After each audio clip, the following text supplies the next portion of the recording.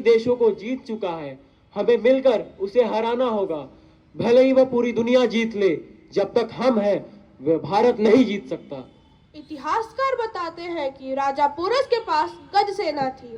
राजा porous ने यूनानी का छक्के छुड़ा दिए थे। राजा पोरस के दरबार में एक सेवक प्रवेश करता है। महाराज की जय हो। कहो सेवक, क्या समाचार है? सिकंदर का दूत आया है महाराज। उसे अंदर ले आओ।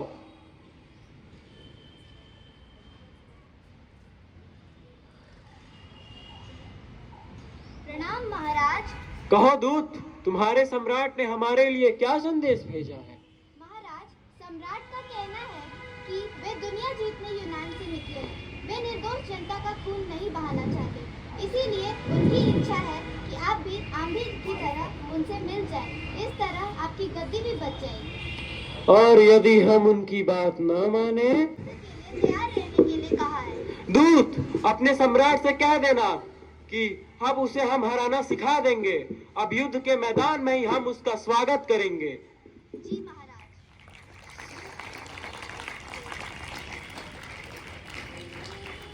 सावधान सावधान, विश्व विजय की कामना रखने वाले महाराज सिकंदर पधार रहे हैं।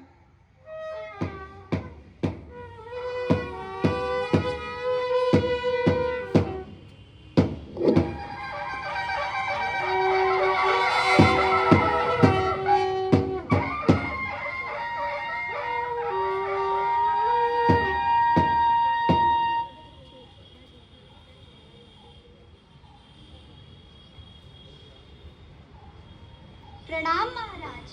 आओ दूत, हमारा संदेश पुरु तक पहुंचा? पहुंच गया सम्राट। हम जवाब सुनना चाहते हैं। सम्राट, राजा पुरु का कहना है कि वे अब आपका स्वागत लड़ाई के मैदान में ही करेंगे। क्या वे नहीं जानते कि हमारी सेना कितनी बड़ी है? सब कुछ कहा सम्राट, फिर भी पुरु लड़ाई के लिए तैयार है। सेल्यूकस, सिपाहियों को कूच का आदेश दो। अब पुरु को सबक सिखाना ही होगा। जो आज्ञा सम्राट। झेलम के किनारे सिकंदर की सेना डेरा डाले हुए थी। नदी चढ़ी हुई थी। अंधेरे में बिजली की चमक और बादलों की गड़गड़ाहट सुनाई पड़ रही थी। सिकंदर सेल्यूकस से बात कर रहा था। 2 महीने बीत गए, हमारा एक भी जवान झेलम पार न कर सका। यह हमारी हार है सेल्यूकस, हार है।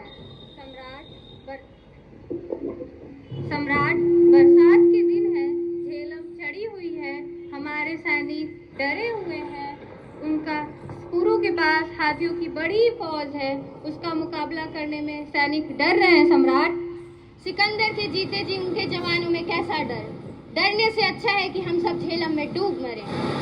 तभी अचानक एक सिपाही प्रवेश करता है।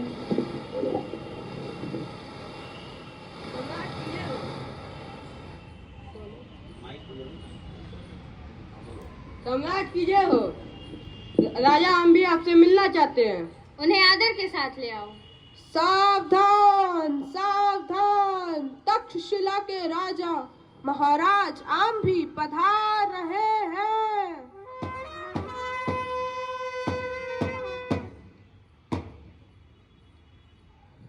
प्रणाम सम्राट।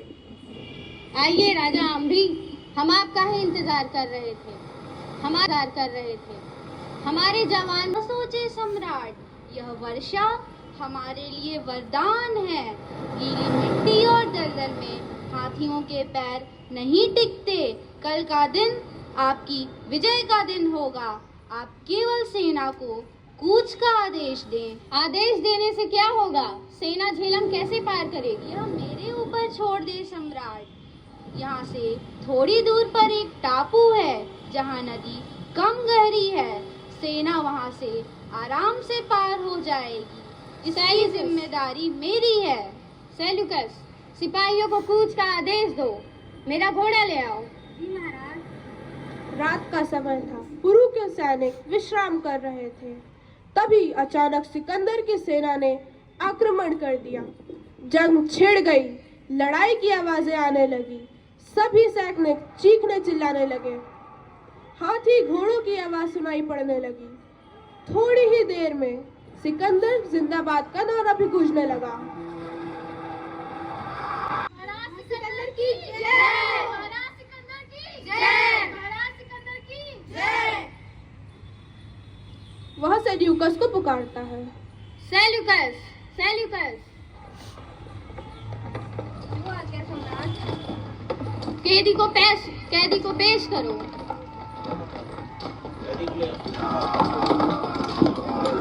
सैनिकों, कैदी को पेश किया जाए।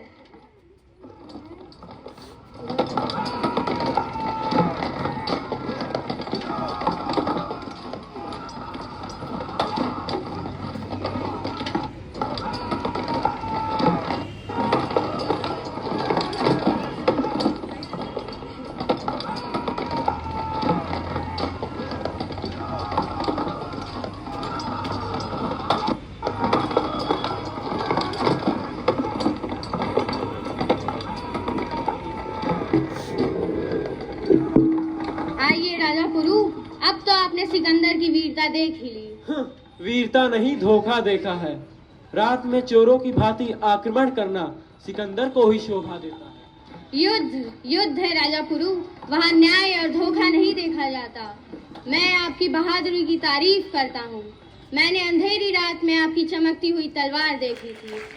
अब आप मेरे कैदी हैं। बताइए आपके साथ कैसा व्यवहार किया जाए। वैसा ही जैसा एक राजा दूसरे राजा के साथ करता है। सुना सम्राट, रस्सी जल गई पर ऐंठ नहीं गई इसकी। आम भी अपनी औकात में रहो। महाराज पुरु, आपका यह जवाब सुनकर हम बहुत प्रसन्न हुए। अब आप मेरे कैद से आजाद हैं।